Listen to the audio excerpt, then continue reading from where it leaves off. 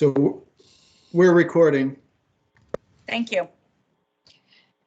So I'm going to call this meeting to order. Today is January 26th. It is the West Haven Subcommittee of the MARB. And the time, 10:09 is the time to start this meeting.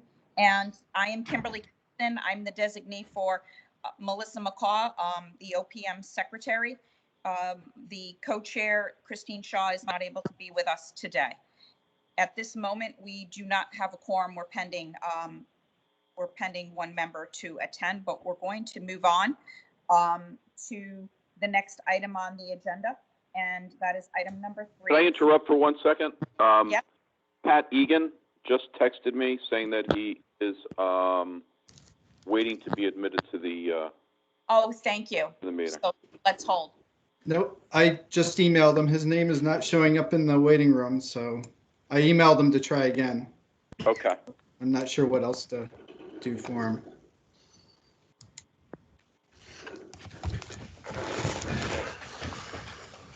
So as soon as Pat speaking, then we will ask that he just tells us that he has joined. Okay. And for all of those other members that are on today, because this is our first time that we are actually using a video rather than calling in, every movement, please put yourself on mute because we will hear all of those noises. So we don't want to have that background noise. And so the next item on the agenda, we're going to review and discuss the fiscal year 2020 audit and the financial results. I want to say kudos to the town of West Haven, as well as Bloom Shapiro / Clifton Larson Allen and the team. And this is really great news to hear that that audit was completed on time. And Mayor, I don't know if you would like to open up with a comment before we turn it over to Clifton to give their presentation. Good morning, everyone. It's going to echo. That's the only bad thing. Frank's going to just. Can you turn off your microphone? Okay. Computer. Yep. All right. I'm going to talk. Sorry about that. We can't have a phone. All right. Good morning.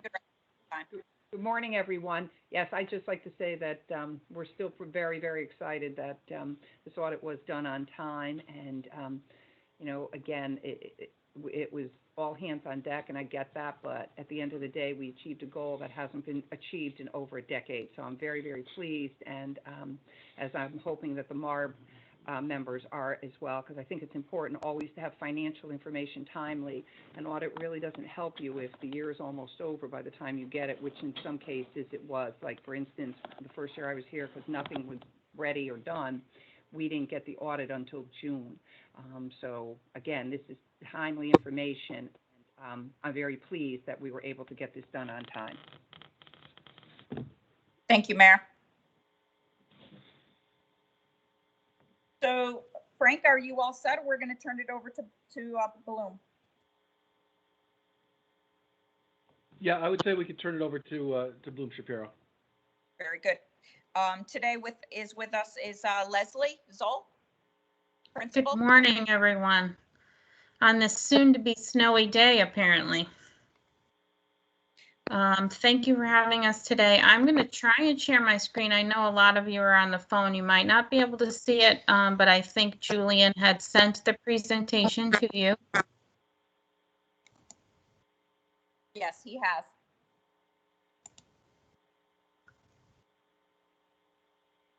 And then just give me a heads up when you know you can see the presentation. We can. Thank you.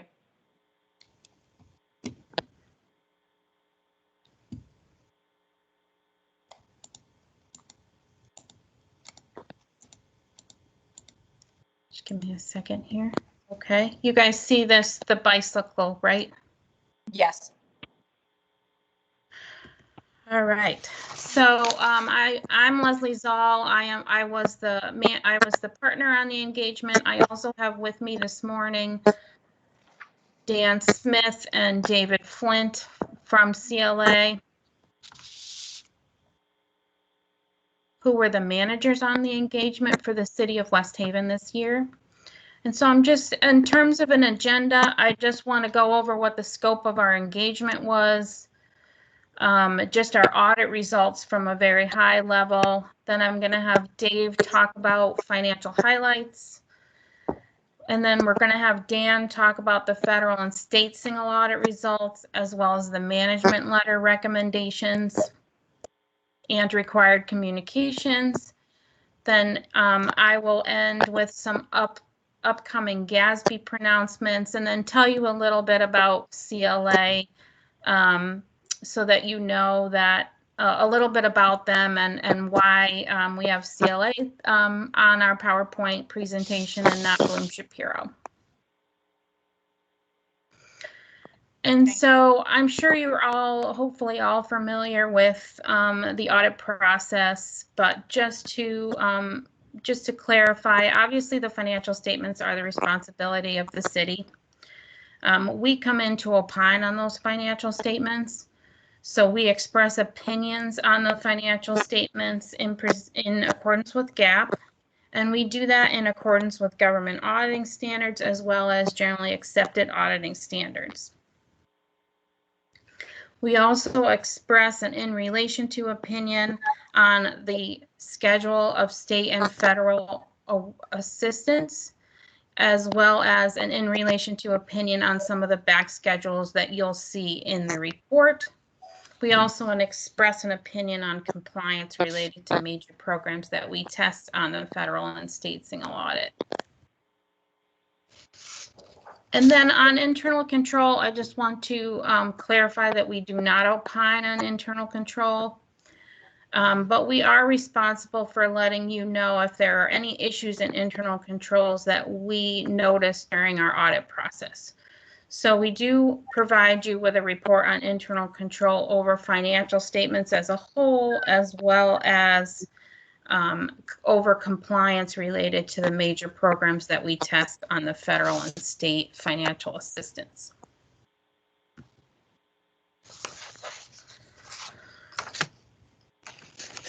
So as just a high level result of the audit, the city of West Haven did receive an unmodified opinion on the financial statements. That's what you would want to receive each and every year. We did have one material weakness identified in internal control. And so I just want to briefly talk about that for a minute. So we did process one material adjustment to expenditures and accounts payable, and that invoice was related to West Haven High School project. And that was based on our audit sampling. So we recommend that the city improve their fiscal year-end close procedures to make sure there's proper cutoff, even if it doesn't necessarily affect their budget, because this was a capital projects fund that is recurring.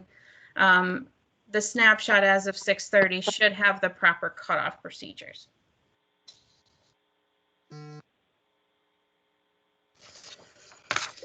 And then the results of the federal single audit, you did receive an unmodified opinion on the major programs tested. There was one no compliance findings to report to you. There was one significant deficiency in internal control regarding procurement, and I'm going to have Dan go into that in more detail when he talks about the federal single audit. And then on the state side, for the major programs we tested, they did receive an unmodified opinion on those state programs, and there was one compliance finding regarding subrecipient monitoring. No significant deficiencies in internal control, and I'm going to have Dan talk about that more in detail. Did we lose connection? Later. Sure. I'm sorry? Kim, can you hear us? No, I can't. Can you? Yeah. We were hearing Leslie, and then sounded like you asked if we lost the connection. I think it's just on your end, Kim. Yeah, I can hear everyone here. You can? Okay, so it's just my end?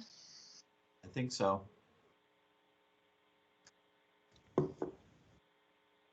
Are you hearing okay now, Kim?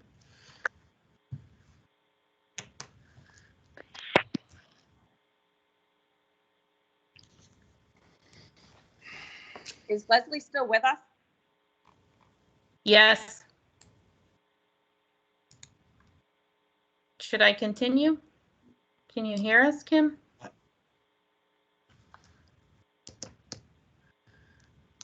Dave, you can hear me, right?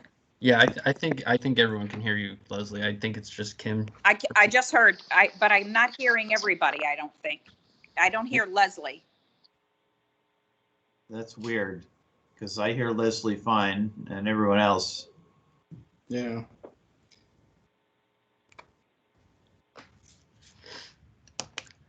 Leslie, give us a mic check. Hello. This technology is supposed to make our lives easier. I Kim, don't you know didn't why hear- she can hear everyone else and not me. I've never seen that before. Yeah. Her video did freeze, if you noticed, so it must be. She It's must got be to having- be hers. So maybe, Kimberly, maybe you can go out and come back in, and maybe that will make the difference, because everyone else seems to be able to hear fine. I have problems with Zoom. Okay, she's offline right now, so hopefully she's trying to reconnect.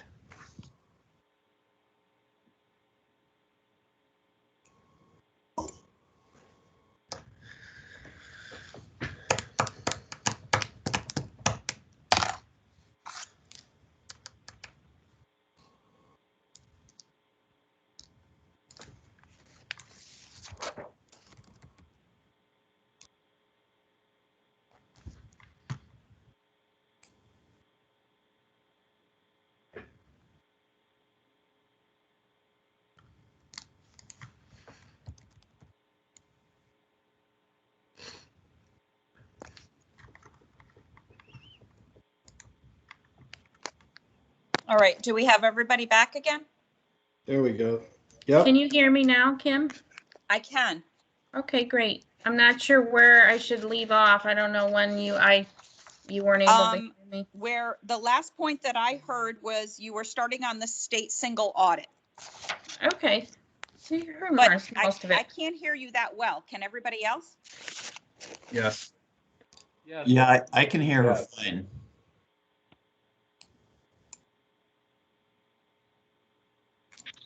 Okay. All right, so on the state single audit, you received an unmodified opinion on the state major programs, one compliance finding related to subrecipient monitoring, and no significant deficiencies in internal control. And I'll have Dan talk more about the compliance finding on subrecipients later in the presentation. And I'm going to hand it off to, Dave.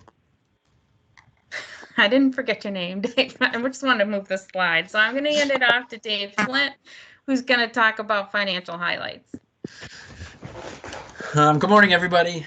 The first slide here, slide 8, we have, it's basically a summary of the information on Exhibit 1, which can be found on page 13 of the city's financial statements. It's basically all the city's activity, excluding the fiduciary funds on a full accrual basis of accounting. You'll see we have total assets of $320 million. We have deferred outflows of resources of $126 million, which primarily relate to pension and OPEB. We have total liabilities of $551 million, which is primarily long-term debt.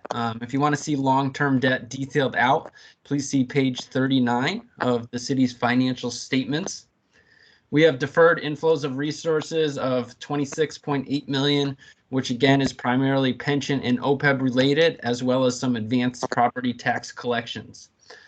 Now that brings us down to total net position of a deficit balance of $131.9 million. That is made up of your net investment in capital assets of $159.5 million, which is basically your capital asset balance less any debt used to acquire those capital assets.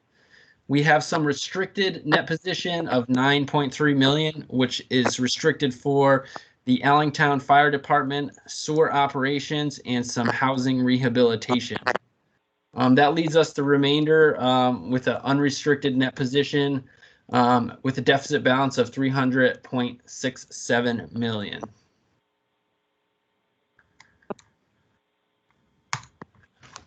Moving to slide 9. This is basically Exhibit 3, which is page 15 on your city's financial statements. It basically shows all your major funds as well as your non-major governmental funds summarized in total in the last column. So first we have your general fund, which has a fund balance of 3.6 million, which represents a $2.2 million increase over the prior year. We also have the Allentown Fire Department, which has a fund balance of 2 million, which also has an increase of 766,000 over the prior year. The next is the Capital Improvement Fund, which has a fund deficit of 37.9 million. That deficit actually increased over the prior year in the total of 12.1 million, primarily due to the high school renovation project. The last major fund we have is the Soar Fund with a fund balance of 4.9 million, which was an increase in fund balance of 1.7 million over the prior year. The aggregate remaining non-major funds have a fund balance total of 3.9 million, which was an increase of 642,000 over the prior year. Now, each of these non-major funds can be detailed out on exhibits C1 and C2, which would be page 86 on the city's financial statements, if you wanted to look at each of those non-major funds individually. Moving on to slide 10, this is a summary of your proprietary funds, which is made up of 3 internal service funds. You guys have the medical fund, the general liability fund, and the workers' compensation fund. Now, each of these funds was in a deficit position throughout the year, meaning it was a deficit at the beginning and the end of the year. However, the medical fund was able to decrease this deficit by 619,000, as well as the general liability fund was able to decrease this deficit by 58,000. The workers' compensation fund did experience an increase to that deficit of 150,000. You guys can see exhibits D1 and D2, which are on page 90 of the city's financial statement for the statements of these 3 funds broken out separately. Moving on to slide 11, which is your fiduciary funds, which is just your pension funds and your custodial funds. The city has 1 custodial fund, which is basically your student activity funds, which was a total of 405,000 for the year. More importantly, the city has 2 pension funds. They have the police pension plan and the Allentown Fire Department pension plan. These 2 plans can be broken out separately in the financial statements if you guys want to see page 55 and 56. The police plan saw a decrease in net position of $6 million over the course of 2020. While the Allentown plan actually saw an increase of 1.1 million. Now, if you scroll to the next slide, Leslie, slide 12, there's some additional information related to the pension plans. The police plan has a net pension liability of 28.9 million and is 80% funded. And the Allentown pension plan has a net pension liability of 23.4 million and is 28.2% funded. In addition to those net pension liabilities, the city also has a total OPEB liability of 308.1 million. One other thing we included on this slide for financial highlights was the property tax collection rates. You'll see that for both city and the Allentown Fire District, the rates were pretty comparable to prior year. Each just saw a small decrease in total collection rate. I'm going to pass it over to Dan now to talk about the federal single audit. Morning, everyone. So for the federal single audit, total federal awards expended were $8.1 million. The major programs we tested were the Child Nutrition Cluster, which includes the National School Lunch Program and the School Breakfast Program, and the Special Education Cluster. As Leslie noted, there's an unmodified opinion on the major program compliance, but we noted a significant deficiency in internal control over compliance regarding the procurement standards under uniform guidance. So in the federal single audit report, this is item 2020-002. And quickly, so uniform guidance provided new standards that is, municipalities must comply with for procurement. And we noted in our audit procedures that the procurement policy wasn't updated to comply with these. So we recommend that the city review its procurement policies and make the necessary changes to comply with the uniform guidance criteria. In short, can you tell us what that guidance was that they missed on this, or will you be going into that later? I will say that the uniform guidance procurement standards, there is a large number of specific requirements or attributes that the city's procurement policy has to contain or that the policy has to contain when they're spending federal funds. It's not one specific standard. We could certainly provide you with a list or even the checklist that we use to test a municipality's procurement standard to see if that policy is eligible. But it's not like one specific attribute or something like that. There's a large number.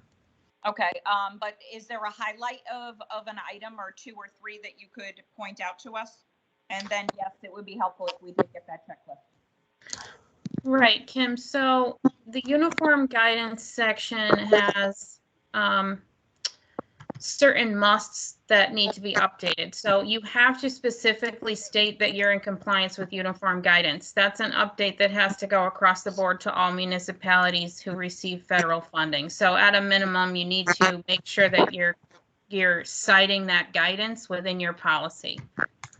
In addition to that, you need to cite where your conflict of interest policies lie and the levels of procurement. Most of the time, our municipalities cover the thresholds, but again, it has to be specifically stated that you are in compliance with uniform guidance. So we'll be working with the city to give them the information that they need to roll that forward and update that policy. And that went into effect for 2020? That actually was, the uniform guidance went into play, I believe, back in 2015. Correct. The procurement standards were delayed and were applicable July 1st, 2018, actually, so the year before. Okay. All right, thank you.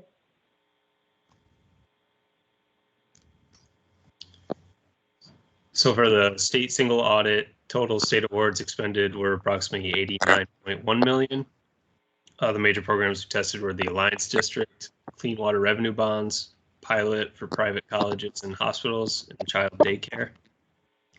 As Leslie mentioned earlier, there's an unmodified opinion on major program compliance, with one compliance finding related to subrecipient monitoring for the child daycare grant.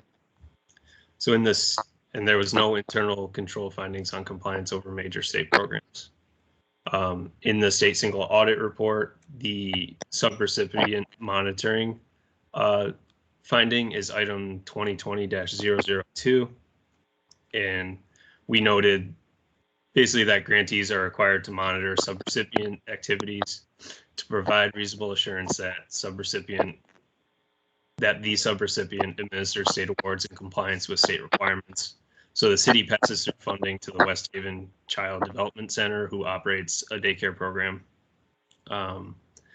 And we noted that there was no compliance findings in the latest audit report issued by the West Haven Child Development Center, but that requested info from the center was not received.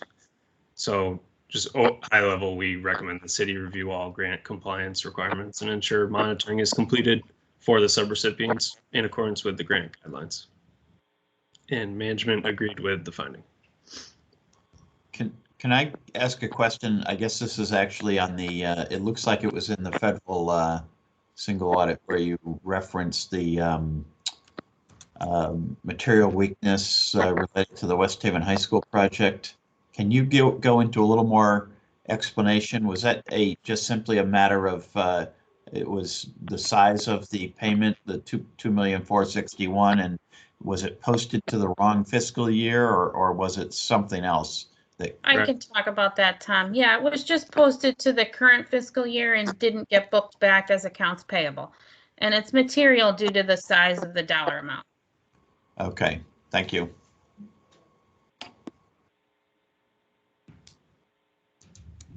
And Tom, that was a single invoice to the construction, the Gilbane Construction Company.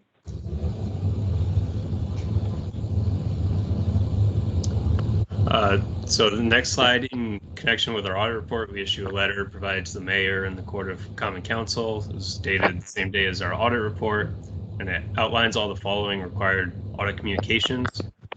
So there were no new standards adopted. Significant estimates we noted were useful lives of capital assets, allowance for uncollectible receivables, the net pension liability, total OPEB liability, claims and judgments, and investments measured at fair market value, excuse me. Further, we're pleased to note that there were no disagreements with management. Management did not consult with other accountants. There were no difficulties encountered in performing the audit. There were no uncorrected misstatements, and there were no independence issues. And we just wanted to note again, that to celebrate that the city filed before the deadline this year, which, as Mayor Rossi noted, hasn't happened in the last decade. However, we do just want to recommend that fiscal year-end procedures can be more timely, closer to year-end.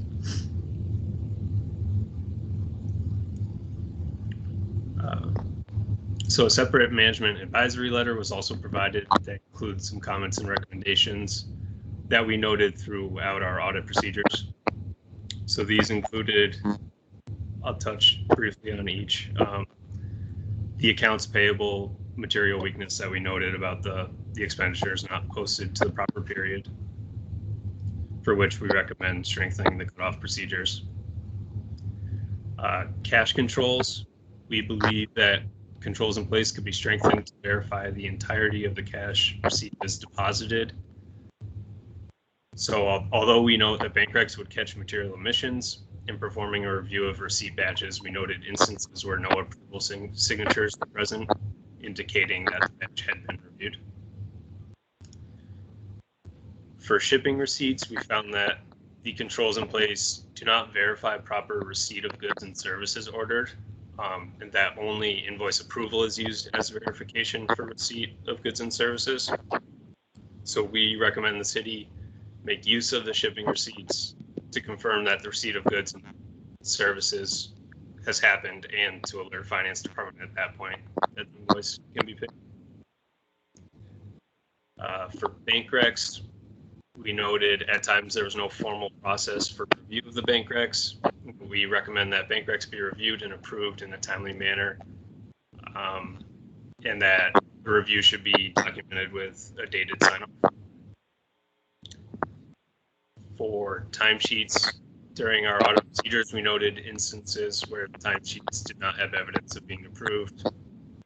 So we recommend every timesheet be approved by a supervisor or department head to verify the time indicated is accurate, and we recommend that it should be documented with a sign-off.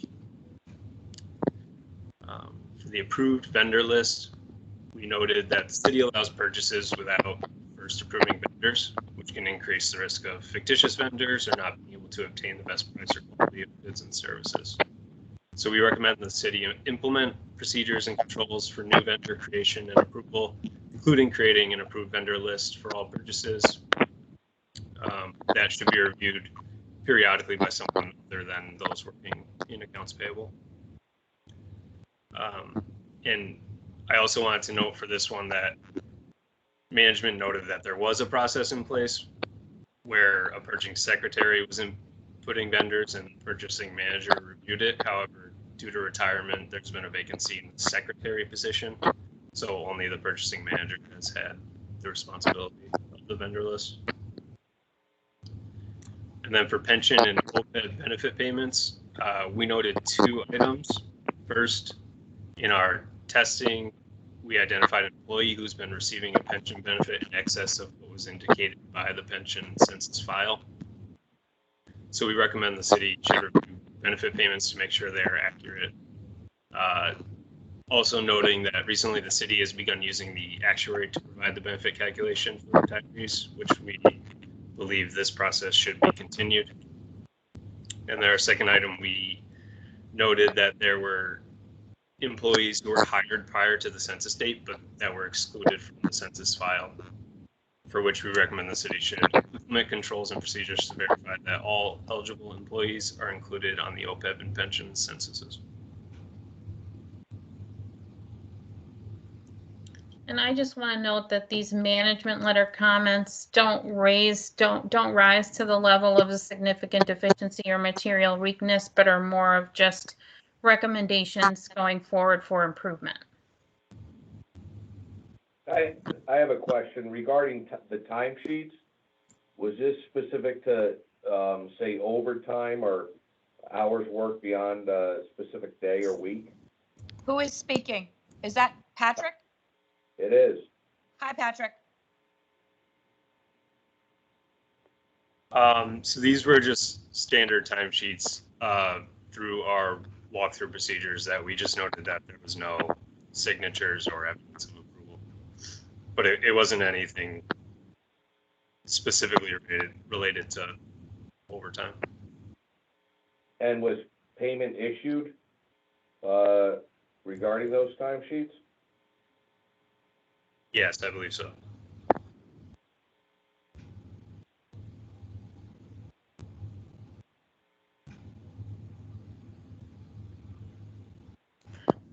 Okay, if no one has any questions yet, I'm going to move on. You certainly can stop me at any time. I just want to go over some of the new GASBs that are coming down the pike.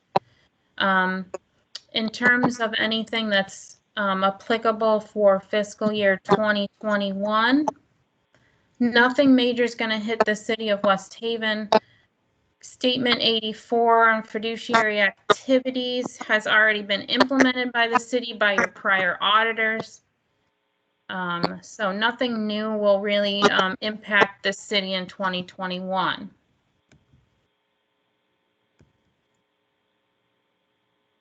However, in 2022, Statement 87 on leases will be applicable. So the city should start inventorying their leases now. If there is a significant amount of leases that the city has in conjunction, and also the Board of Ed, this will be a heavy lift in terms of calculating the liabilities and putting those assets on the books. So that's definitely something that should get started right away.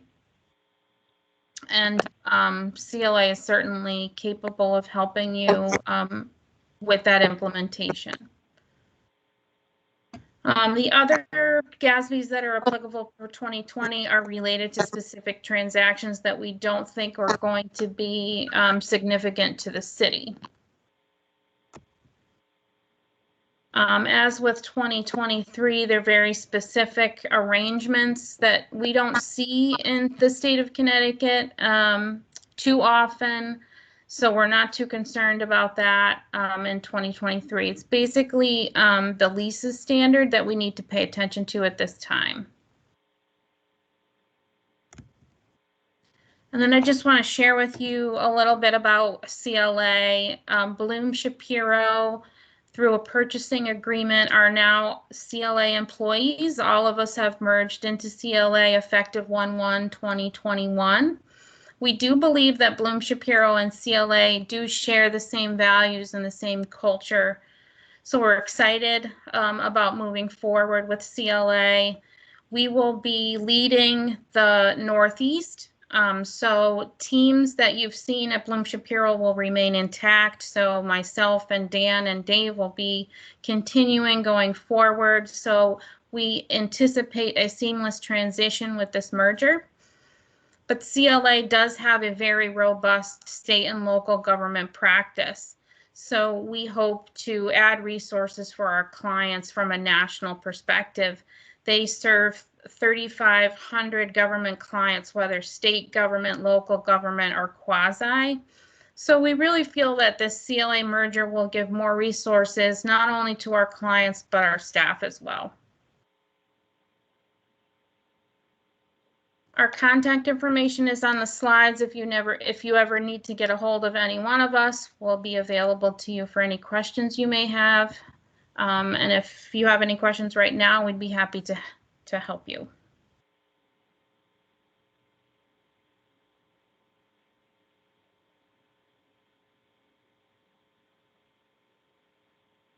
Any of the members have any questions?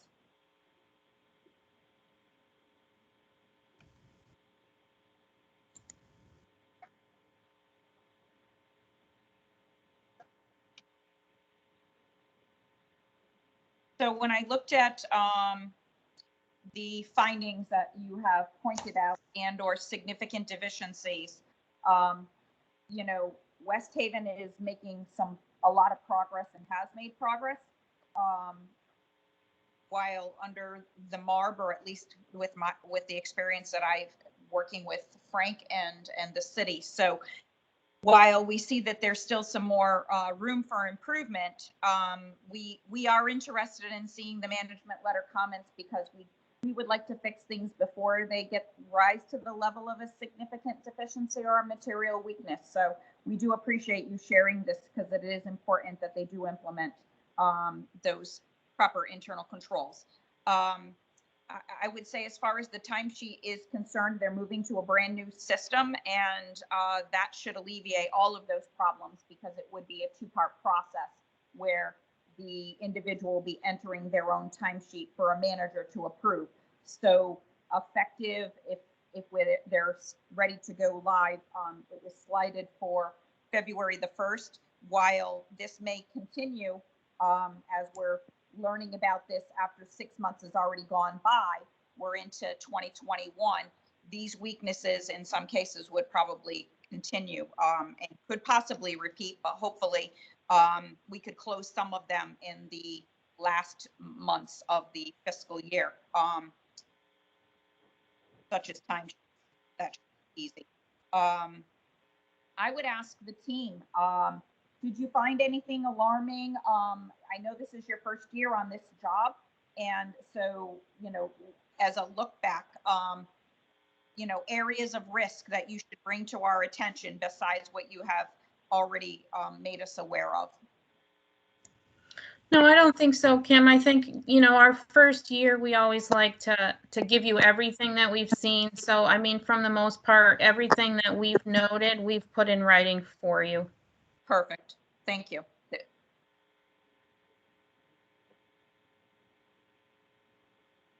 Any of the members have questions? Yeah, I have a question just for whoever, Kim or anyone else. Is there, like, take the procurement standards that obviously are now more than 2 years past due. Is there been the individual or department who's been assigned to get this done, and is there a time that we've set out when it's supposed to be completed by? Well, that's a good question, Patrick, because when their fiscal year budget was approved, they had a procurement manager, a procurement position that was there, and that position was put on hold effective till January 1. There was no budget there. So it is sad to see that the city did not put that in. This was a change that City Council had recommended when they've approved their budget. The MARB recommended that I personally recommended that they fill this position because the finance area is very thin and running with weaknesses. So this, again, not having somebody focused in this area just hurt the city, unfortunately. And Mayor, I'm wondering if you could give us an update on that position.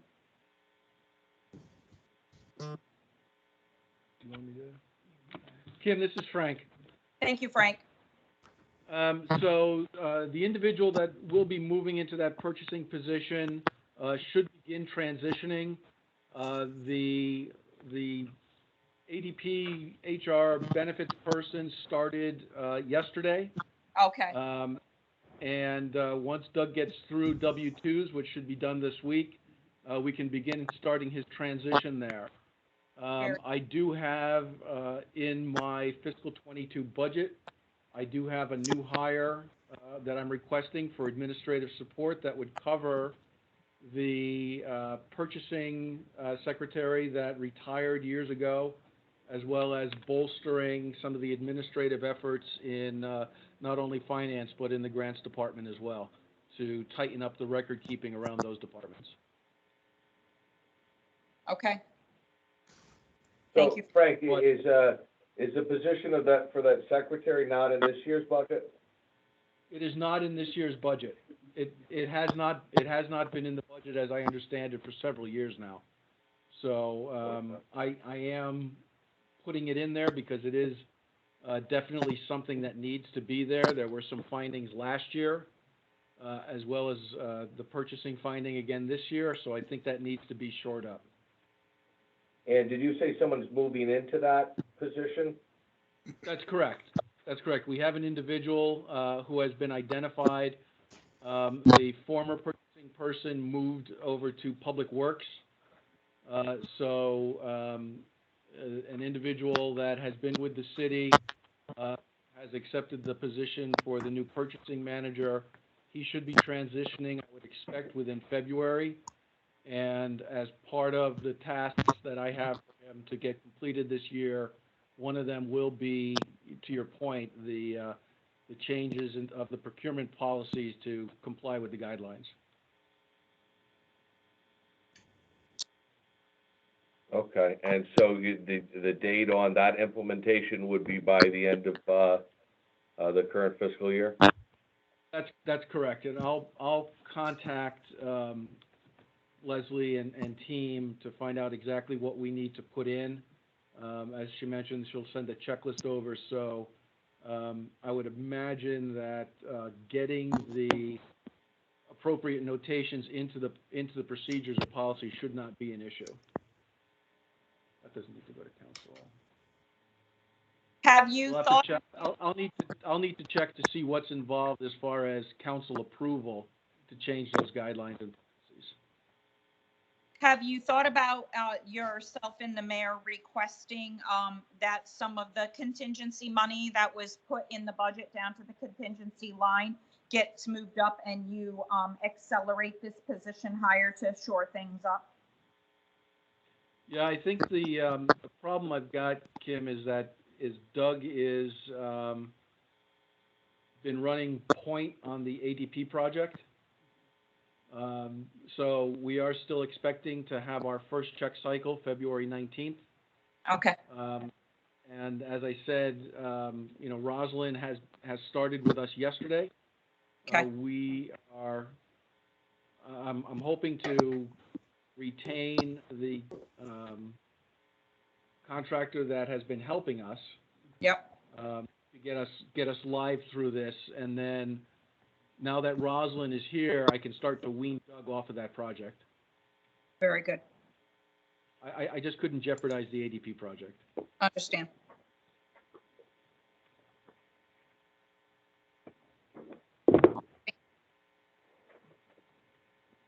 Kim, can I just Yes. mention something?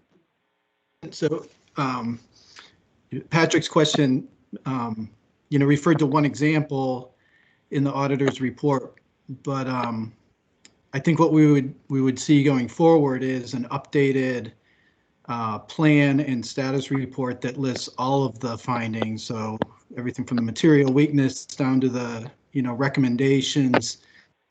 I think there's a total of 8 or so items that we would see an updated status report from the city that had the steps that'll be taken and a timeline and a responsible party for, addressing each of those items. And then that would be basically added on to the report that they've been providing this past year, any open items that still remain from that plan. So I think to Patrick's point, we would see a timeline and a plan for each of the items. I agree, and hopefully we can have that for the next subcommittee meeting as an item of discussion. Yes, I'll get that pulled together for you. Thank you. Hi, Kim. It's Matt. Can I add something from the Board of Ed perspective? Yes, please. I just wanted to let the subcommittee know that all the controls that Kim, yourself, and I worked on for the board have been implemented, are being followed. The board was able to remove the findings that were for the board, and that we finished fiscal year 20, $821,186 under budget, and those funds were transferred to the fund balance of the general fund. Okay. Thank you, Matt, and good progress in that area, and because last year was a whole different tune, right? Thank you.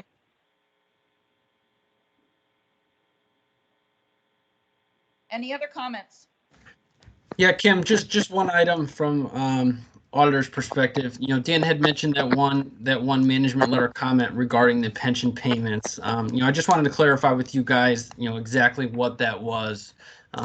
We identified an individual who had been receiving or is still receiving an additional $1,000 per month in their monthly pension payout. This person retired approximately 30 years ago. We did not go back. We don't know how far back this issue goes. Obviously our audit testing is based on sampling. So we of course did not test every single participant in the city's pension plans. But we did identify this one individual that's receiving the extra $1,000 on a monthly basis. To the mayor's credit, we've already had discussions about some additional procedures outside of the audit that we can do to try to identify if this is a bigger problem than just this one individual. Definitely. I think that probably an audit needs to be done of the census data, right? Agreed. With the one individual, when was this identified? Sorry. They're testing. And you tested what, 20%? We tested 25 individuals from each pension. And when was this done? When was it identified that this person's been getting an extra $1,000 a month? Approximately November, let's say. Approximately when? November. Okay, and has that been adjusted?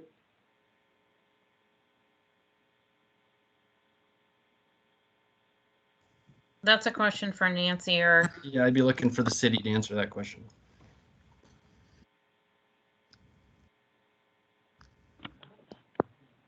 Honestly, I don't know. I'd have to follow up with Allingtown. It's one of their pensioners. Who Frank, is that you? Who's talking? That's me. Yes, I'm sorry.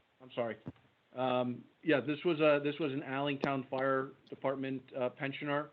So I'm going to have to follow up with the new chief to see what is being done to correct this and how they're going to fix this going forward. I don't know what their current policy is. I know from the city side, when we have a pensioner leave, we actually do reach out to the actuary to get confirmation as to what the monthly payment should be. So I'm have a note to circle back with Allingtown to find out what policy they have in place. Okay, you mean what policy they have in place to correctly identify what someone's pension should be? That's correct. Because this, from what I understand from the auditors, this was an individual who retired 30 years ago. hopefully, you know, for people that are retiring this year, last year, whatever, they're going through an appropriate process to determine that the monthly pension amount that they're giving them is actually what should be the true amount. Yeah, one would hope, especially with a pension fund so brutally underfunded. But my question is with the one person that we know right now that for however long, at least we know as of today, he's getting approximately $1,000 more a month than he should be. What has been done to change that and to look at how much he's been overpaid, if payments are due back to the fund, but at least going forward to halt that extra $1,000? I personally have not done anything, but I will circle back and respond to the subcommittee as a whole with what I find prior to the next meeting. Thank you, Frank. With what you find as far as what they're doing about it? Yes, I'd like to get confirmation from them that this has been corrected, that the extra $1,000 a month has been eliminated, and what actions, if any, are being taken to rectify as much as they can. Yeah, from the auditor's perspective, I think the first step would be to, recalculate what their pension benefit should be based on the payroll records that the city hopefully still has, and then verify, what amount is actually correct. Because like I said, the census file that's given to the actuary every year has a number that is exactly $1,000 less than what they're receiving. Oh, and they just continued and did not make the adjustment, so the actuarial report was accurate, but the payment was not adjusted? So this census file is actually a file that comes from the city to the actuary. So it's actually the city's information. It just so happens to be that the amount that's coming out of payroll is not the same as that number. Oh my goodness, so that sounds like it's an internal error. Okay. Agreed. Is Allentown going on to the new timekeeping system? That is the plan. They will not be going on day one, but Attorney Tiernan has told me that he continues to move towards that direction to get them clocking in on the new system, and then the next step would be to get the police to comply as well. I think that we're going to need an audit of the census data to make sure that we don't have more over payments and other areas, not just Allentown. I would pick all of them, that anybody who is participating, that we do a census data audit. Julian and I are familiar of another town that had to do that recently, and when they did, they found that there were more overpayments than the one that you had just cited. So it's important to make sure that those payments are accurate, especially when you're talking, Patrick, as you brought to the committee, on funding,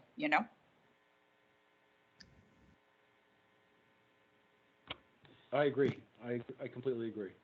So Frank, after you go over and speak with them about the process, the second thing I would suggest is, who is your actuary? Milliman. Would you Yes. Would you please, or Mayor, would you please get a quote from them to find out how much they would charge to audit your pension data? Okay. Thank you.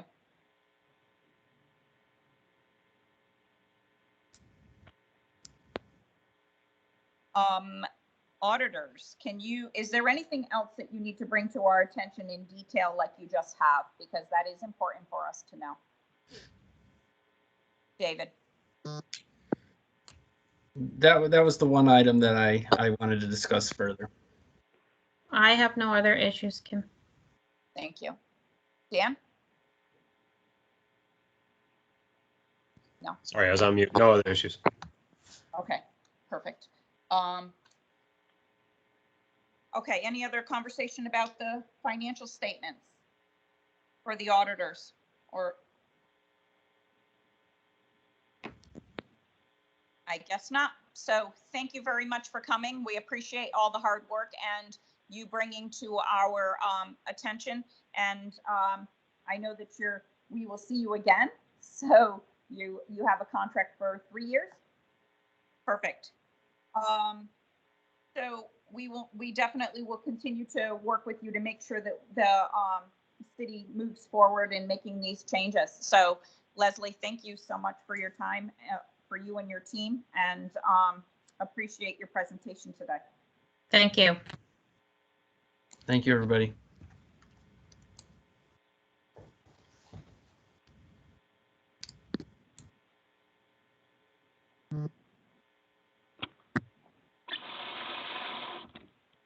All right, so I think I saw Mr. White sitting there.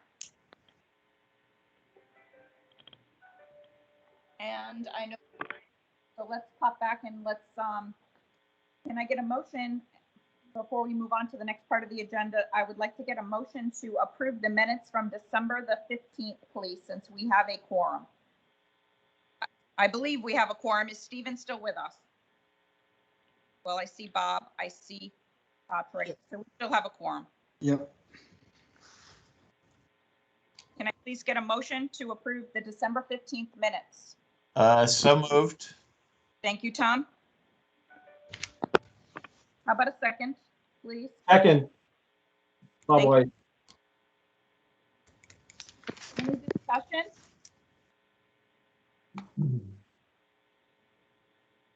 Julian, can I get a roll call, please?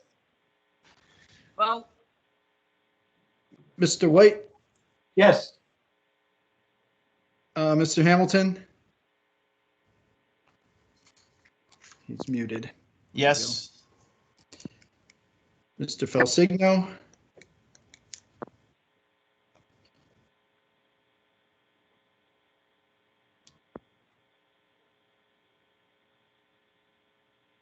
We'll come back to Steve. Mr. Egan? I don't believe I attended that meeting, so I'll abstain. thank you. Ms. Kennison? Yes. And I'll come back to Steve. Mr. Felsigno?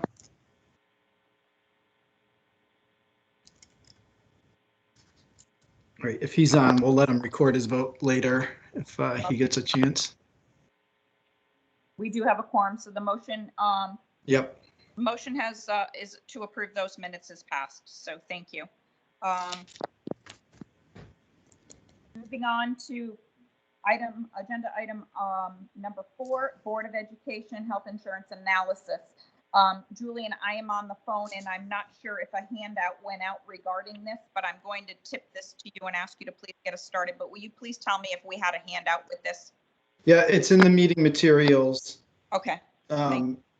Yeah, at the last subcommittee meeting, Michael Milone and the superintendent had presented the results of an analysis that showed significant potential savings from moving active employees, active Board of Ed employees to the state partnership health plan. And the analysis also showed that the cost of enrolling retirees in the partnership would be more expensive than self-insuring under the existing self-insured Anthem rates. So that implied that the most cost-effective option would be to transition active employees to the partnership, but to keep the retirees in the self-insured Anthem plan. But what wasn't known at that point was what the impact would be on the Anthem rates if the only members covered in that plan were to be retirees. So that was the piece of information that was needed to kind of complete the picture. So since then, Michael Milone, he's been working with Seth from Lockton, working with Anthem, working with the superintendent's office to get projected renewal rates for a self-insured plan under a scenario in which only retirees were retained for coverage. So as I mentioned, there's a memo in your in the meeting materials that went out. There was a memo with some exhibits that provide the results of that analysis. In Anthem's projections show that the retirees' self-insured rates would increase over the current Anthem rates if it was only retirees enrolled in the plan. However, it would not result in a cost increase as large as moving those members to the partnership. So the overall total savings in a scenario where actives move to the partnership and retirees stay in the self-insured plan are greater than the overall savings that would result from moving everybody to the partnership. There is, I'll just point out, in the last paragraph of the memo, there is a typo. There's a reference to column O. That should read, it's a reference to column F. So it was column O in the Excel spreadsheet, but not in the actual exhibit as printed. So those are, kind of high level, the results. There's still considerable savings to be achieved. And then I'll also just point out that the retirees in this analysis, none of this is addressing the over 65 retirees on Medicare who currently receive a Medicare supplement through the Zenith plan. So that's a separate group that will be addressed through a separate analysis. This is just referring, when we talk about the retirees within the Anthem plan, we're talking about under 65s and over 65s who are not eligible for Medicare. So that's kind of the overview of the results of that, and where we are with the financial analysis. Michael is on the line, and I believe others, possibly Seth and others, are on the line also if you have any questions about where this piece stands. Julia, what document are you referring to? It was in the meeting materials that were distributed a few days ago, Friday. So it's a memo that says, a memo and 2 tables. So Julian, this is the table that shows, if I'm reading it correctly, net savings of $1,402,000. That you've got 1,671,000 savings on the active employees, and additional costs of 100,000 for the pre-65 retirees, and an additional 168 for the post-65 non-Medicare retirees. Is that correct? Yes. Right. Okay. So what is the status now? This is great information. It looks like it makes sense to go forward with this. Are the wheels now in motion to do that, or what's the plan for the Board of Ed? This is Neil Cavallaro. Just to follow up, I had spoken with Bernie Slowick earlier in the process back in the fall. We followed up with a phone call yesterday. The process is pretty simple. It's we have to give them 60 days notice to fill out the application, which I think you're aware of, because I believe your town is in the partnership plan, and go from there, and then start an education process. So are you gearing up to do this for July 1? Is that the plan at this point, or not? Yeah, no, I think July 1 is realistic, and it's a good time to start the plan. If you remember, one of the concerns that several of the unions brought to my attention was they didn't want to go halfway here when we first started looking into it, just because we were committed to funding their HSA accounts. Okay. So have you already funded the HSA accounts for 2021, or what kind of plan year are you on with that? We fund them $1,000 in July and another $1,000 February 1st. I see. Okay. So you're on a July 1 plan year for the HSA plan, is that correct? Correct.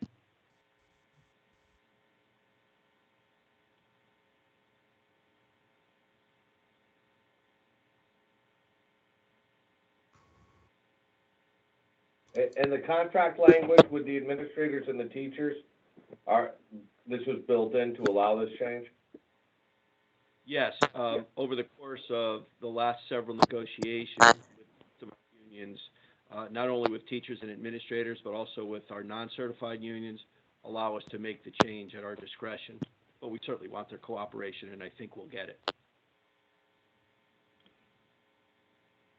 Been trying to keep them in the loop as we've been, finding out more information.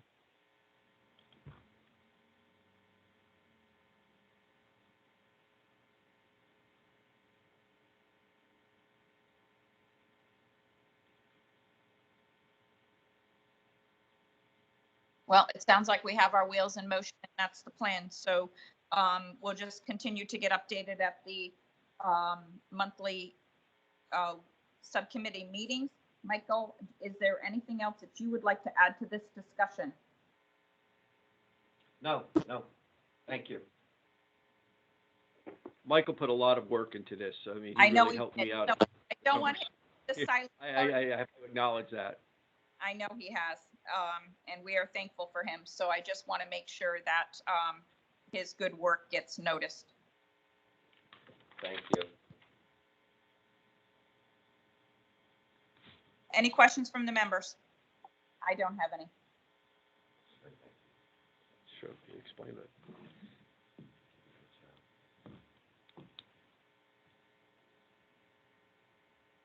All right.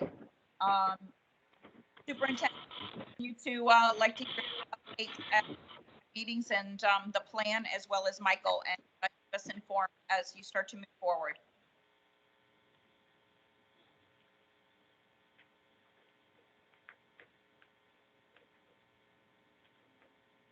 So let's move to the next item on the agenda, which will be an update on the ADP implementation, Frank. So as I mentioned earlier, the ADP payroll benefits person has started. She started yesterday, and Kim was a part of that whole interview and hiring process, and the city would like to thank her for her input with that. Rosalind brings a number of years of ADP experience to the city, so there will not be a long learning curve to get her completely up to speed. I know she's been working yesterday, spent the day with the two people that have been helping to drive this project on the city side, as well as had, I believe, conversations with the person on the Board of Ed side. We are still targeting February 19th to be the first check cycle for the city, and I believe the Board of Ed starts the week after that. They are currently in the process of reviewing the data that's in the ADP system. Communications are being prepared for the employees, and at this point, fingers crossed, everything is moving along as smoothly as possible. So we will be transitioning out of Munis into the ADP system, hopefully within the next couple of weeks. Very good. What is the plan for the Allentown? Is it on the timeline at this point? So as of right now, the plan is all city departments and I believe part of the Board of Ed staff. The teachers are salaried, so they don't have to punch. But we have installed the time clocks to all, I believe, all but 2 locations, and we're waiting for Wi-Fi enhancements to let the clock communicate to the ADP cloud.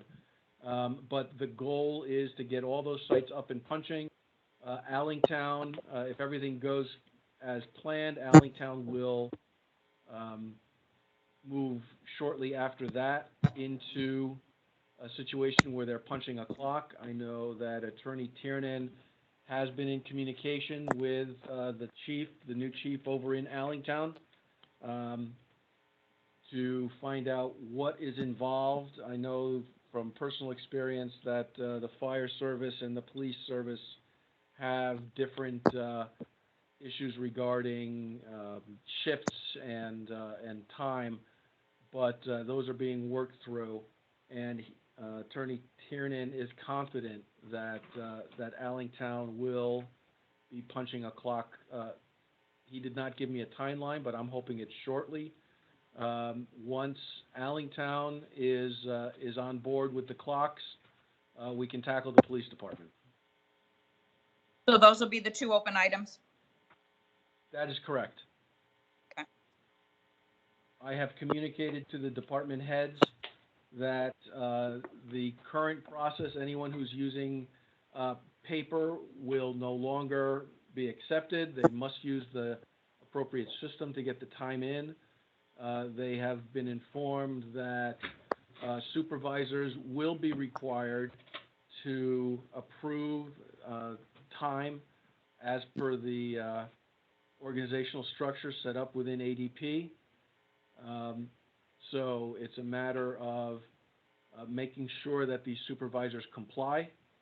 And at the end of the day, that comes down to the department heads and the leadership to make sure that their organizations are following the appropriate standards. My personal feeling is that if they don't feel that, if you don't use the system, you don't get paid. That's do that it. a couple of times and they'll start complying. Correct. If that is the system of record, and then that's the stance you have to take, and Yeah. it will. Well, I'd be careful using the, you don't use it, you don't get paid. If the employee is using it and the supervisors are approving it and you're not paying the employee, you're gonna run into a wage and hour issue. That's Agree. a different issue, yes. That's a different Absolutely. issue. Yeah, definitely. We agree. Now, when you mentioned the teachers and the salaries, they're still going to be in the system for their time off, correct? And using the system, even though they're salary based. That is correct, but they just won't be punching a clock for in Right. and out.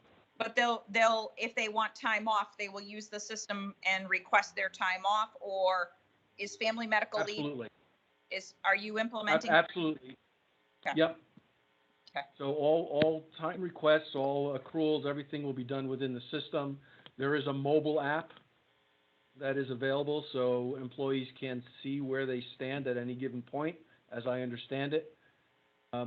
We are also looking into using geofencing where possible to have the employees be able to clock in from their phone as long as they're within a restricted diameter of, City Hall. So within 10 feet of the center of City Hall, they could clock in on their phone as opposed to having to wait for a time clock.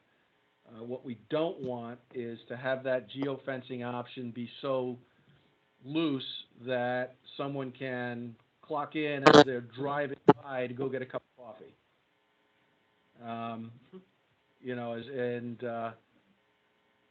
So I've spoken to Brantford. They are using ADP, and they are using the mobile application and the geofencing within their City Hall complex.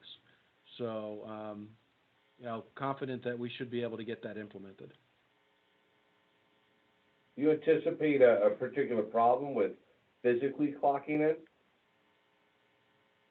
I don't. I think we're putting in the clocks. We're replacing the ones that are currently online. We are adding a couple of more for the public works people. There was a safety issue. The current clock for the highway department is actually in the garage. So there's a safety issue of having employees go into the maintenance area while vehicles are on the lifts to clock in and clock out. So we've moved that clock across the street to a facility, and that's the electronic piece that I mentioned before that will extend the Wi-Fi across the street so that we can get everyone within public works using the clock system.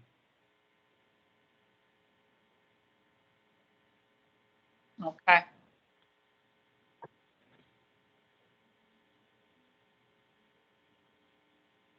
Any questions about ADP implementation from the members? I was just going to add, it sounds like the plan is to roll this out to the Board of Ed. Is that correct, Frank? That's correct. Everyone will be on the system at once. Okay. Just one thing, and we have a, automated electronic time and attendance system. There are, and maybe this is really for the Board of Ed folks, there are a lot of additional sort of complicating rules, basically, that need to be factored into how you roll this out.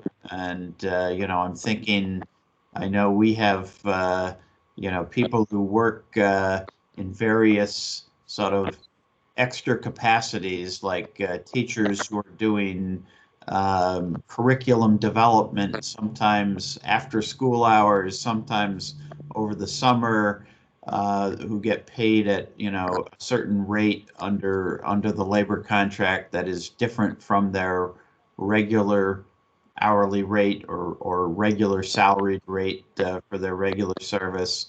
And if you're able to actually eliminate all of your manual timesheets, I will want to come visit you and see how you've done it, because that we've found, although we've got all of our teachers and have for more than a decade on the system, and they actually punch in once each day to signify they're in the building and actively working that day.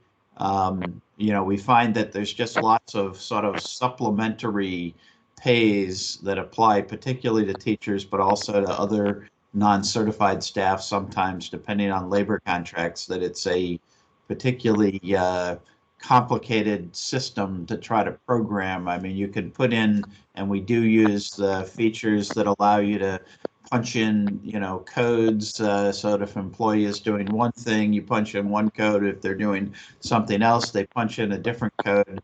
But still, we've found it to be pretty daunting to get everything completely up on the system. So I just kind of throw that out there. So, Tom, it's Matt from the board.